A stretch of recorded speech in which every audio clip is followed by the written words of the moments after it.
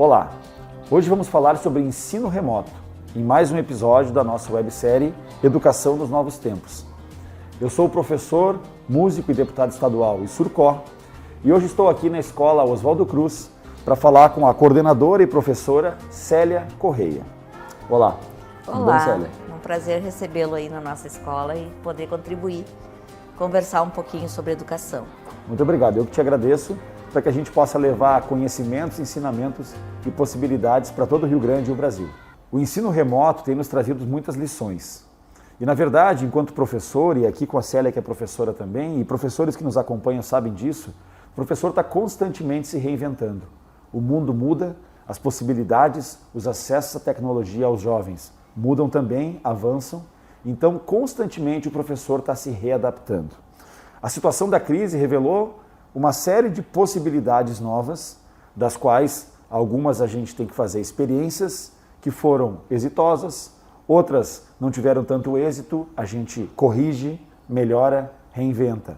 Enfim, o tempo é de se reinventar, o tempo é de encontrar novas maneiras e principalmente enfrentar os novos desafios diários da educação.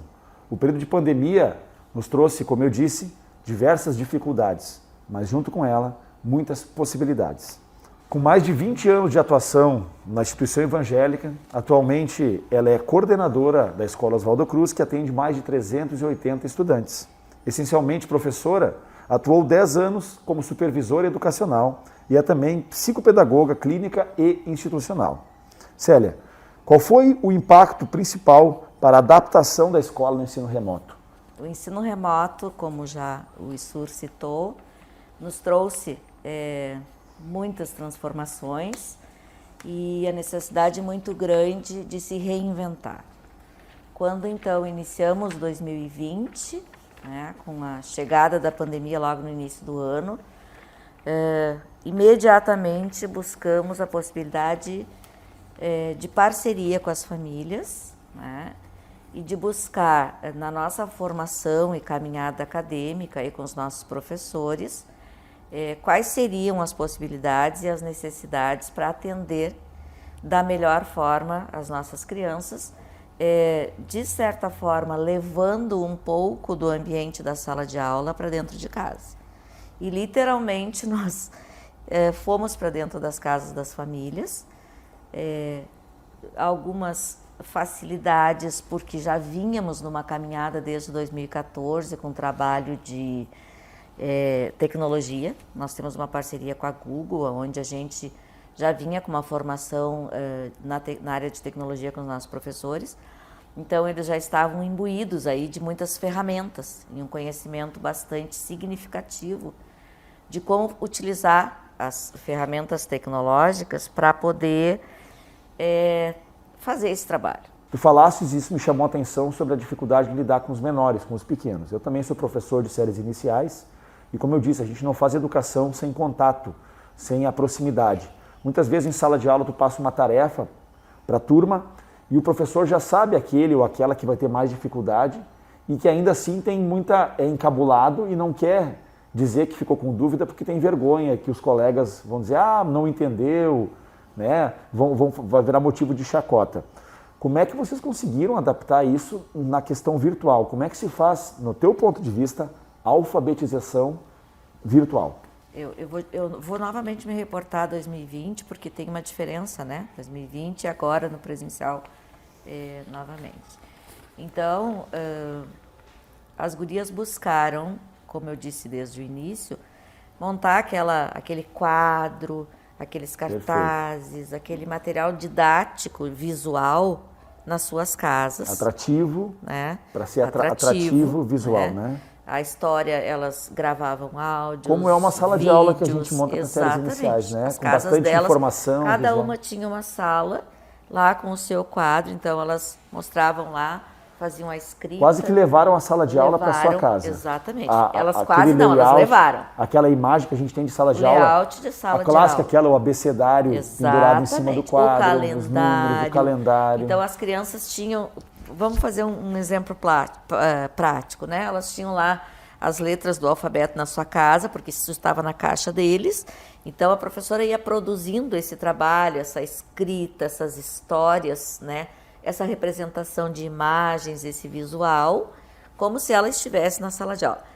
Alguns gostavam da tela, outros nem tanto. Redimensionamos tempos, né? Porque também tínhamos essa corrente, esse cuidado da infância, no sentido de que muito tempo na tela. Então isso teve uma discussão com as famílias que queriam menos tempo de tela, famílias que também entendiam que precisava cumprir todo aquele tempo escolar. Nosso momento era assim, manter a escola, manter o encanto da escola em outro espaço e manter a saúde das crianças para que elas pudessem aprender aquilo que naquele tempo e naquele espaço fosse possível.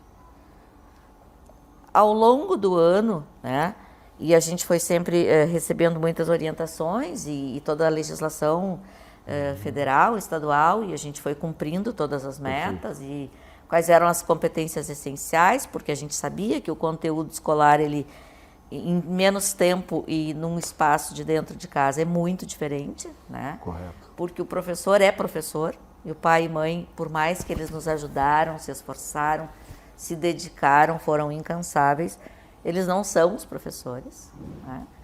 Então a gente conseguiu chegar no final de 2020 com as competências mínimas, ou com as competências essenciais desenvolvidas, né? Da grande maioria das turmas. Aquelas crianças que não conseguiram, e especialmente falando da educação infantil, esse tempo integral, a gente buscou a essência do trabalho para desenvolver, né? E sempre direto com contato com as famílias, né? Foi um momento de muita resiliência, foi um momento de muita discussão, foi um momento de angústias, mas a gente chegou no final do ano com a sensação, com a certeza, na verdade, de que o trabalho ele foi realizado. Perfeito. E ele foi bem realizado porque ele não foi como uma escola regular, mas ele foi realizado com todas as forças e ferramentas possíveis que a INH tinha, um investimento muito alto em internet, principalmente, né? Porque em 2020 as pessoas ficavam em casa, mas no final de 2020 nós voltamos para a escola, né? Onde se fez uma readaptação e aí se fazia o ensino híbrido, né? Na realidade da Fundação Evangélica com os jovens foi um pouco diferente, né? Eles já iniciaram, mantiveram o ensino híbrido no final do ano. Nós iniciamos com os pequenos da educação infantil, porque era um desejo muito grande no final, então, de 2020, de retornar para a escola. Mas, enfim, aí vem a lição de tudo que se aprendeu, de tudo que os pais trouxeram, porque a gente trabalha muito com essa avaliação e esse feedback de contato, de parceria, né? Para então iniciar 2021.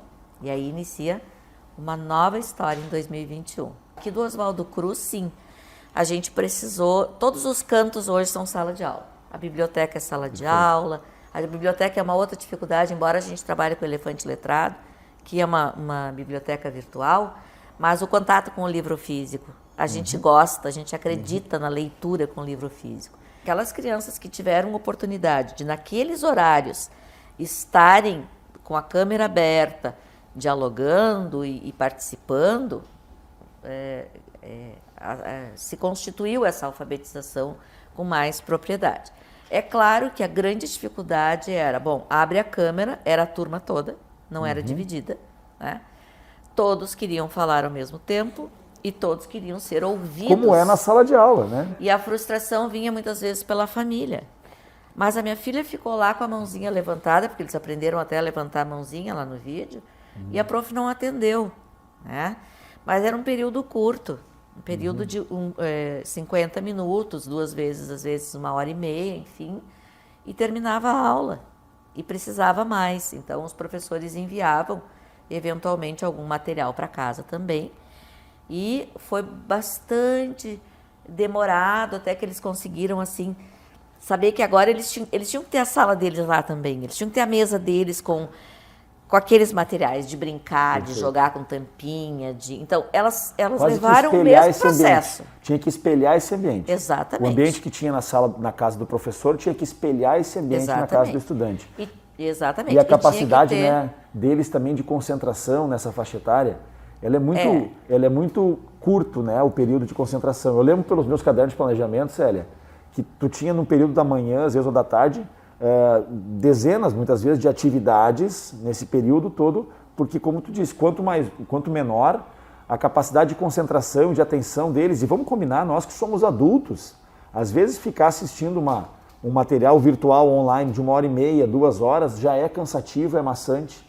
Imagina para o professor que tem o desafio de conseguir fazer uma aula não só atrativa, mas transmitir o conteúdo nesse período para esses estudantes. Né? Especialmente na alfabetização, né, Sur, já é um ano de ansiedade quando as crianças estão sendo alfabetizadas na escola. Então, as famílias, por mais que elas tentavam muitas vezes ajudar, essa angústia, essa ansiedade de que meu filho não escreveu a letra direito, meu filho não escreveu espelhado, ele não está lendo, ele não aprendeu, e a mãe ensinando do seu jeito, e a gente não está fazendo uma crítica, eles fizeram como podiam fazer. O melhor que podiam. E a professora fazendo aqui, isso para algumas crianças foi um pouco conflitante, né? De chegar algum momento a prof estar trabalhando alguma coisa para a criança reproduzir, a criança não conseguindo e a mãe junto ajudando ou dizendo, não é assim, a prof disse que era de outro jeito, mas aí a criança contrapunha a mãe, não, mas a prof é que sabe. Então essas coisas que na escola aparecem, em casa muito mais gritante, assim, né? Então, eu acho que é um dos primeiros momentos onde a família observou o aprendizado dos seus filhos. Sim. Diferente daquilo do pai trazer e deixar na escola e depois buscar às 11h30 e desconhecer o que acontece em sala de aula, nesse momento as famílias puderam acompanhar isso e principalmente saber o tamanho do desafio que os professores têm. A brabeza, agora eu não quero fazer, eu não sei fazer, eu não consigo acompanhar. Eu tenho então, de 7 anos em casa e eu mesmo sendo isso. professor, muitas vezes me vi estreito, como se diz, trabalhando atividade com ele. Então eu imagino quem nunca teve uma experiência de sala de aula, né? E quem não conseguia ficar com o filho. A gente está indo para o final do nosso material. E como é que foi feito depois para que vocês pudessem fazer uma leitura, o professor percebeu, a instituição perceber, conseguir trazer, deixa eu ver se me faço entender, trazer uma turma homogênea até o final do ano, que já é um desafio na educação presencial, porque as famílias têm essa cobrança, como tu disseste, olha, o coleguinha está lendo e escrevendo e o meu filho não desenvolveu isso ainda. Sim. E muitas vezes acreditam isso ao professor, quando na verdade também há muita relação com o que é feito em casa, no pós-aula com a criança. Como é que vocês fizeram, qual foi a estratégia da instituição para conseguir trazer esse grupo de uma forma homogênea até o final do ano? Na verdade não é uma estratégia só da instituição, a própria legislação quando orienta, né, o plano como as competências essenciais. Então a gente elegeu em cada uma das turmas quais eram essas competências essenciais e naturalmente, como acontece no presencial também, tem crianças que se desenvolvem mais, outras mais devagar, outras com tempo maior. A alfabetização hoje a gente vai trabalhar até o final do 2º ano. Nós temos o que nós chamamos de laboratório de aprendizagem, de apoio em sala de aula. Então, neste ano, a gente, a partir desse primeiro trimestre, foi um primeiro trimestre de diagnóstico e de adaptação. Né? Já 2021 agora. Agora 2021. A gente sabe que algumas crianças ainda precisam um pouquinho mais de tempo e para essas a gente oferece o laboratório de aprendizagem. A gente sabe que a educação vai levar um tempo para conseguir trazer novamente essa escola que vinha num ritmo bem já acelerado, eu diria, né? Perfeito. Então, mas esse tempo é o que mais a gente tem trabalhado com as famílias, né?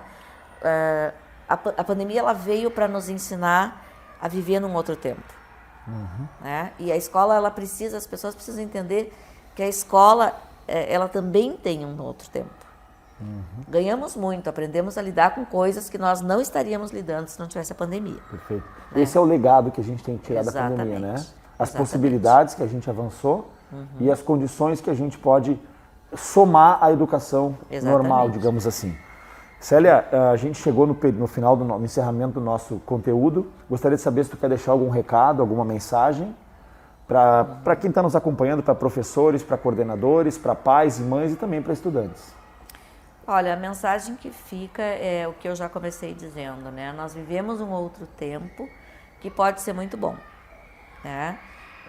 passada a questão da saúde, né, que eu acho que é o que muito nos preocupa, mas nós usarmos isso que a gente aprendeu, né? Mais paciência, mais tolerância, compreender melhor os processos, o ritmo e o tempo de cada um, né? É claro que com corresponsabilidade, fazendo acontecer, né?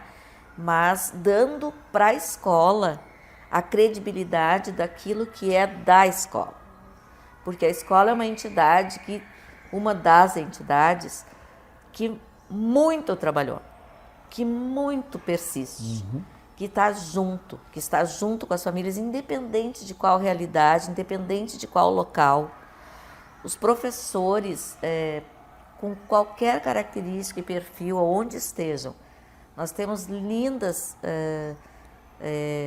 mensagens, né, que são trazidas de diversos espaços. A escola trabalha muito e a escola não desistiu. Não desista da escola, não desista da vida. Muito bem. No episódio de hoje falamos sobre ensino remoto com a professora e coordenadora Célia Correia, da Escola Oswaldo Cruz. Se você gostou desse conteúdo, gostou desse material e acha importante, compartilhe com seus amigos, acompanhe nossa rede social. Afinal de contas, o Rio Grande que queremos começa na sala de aula.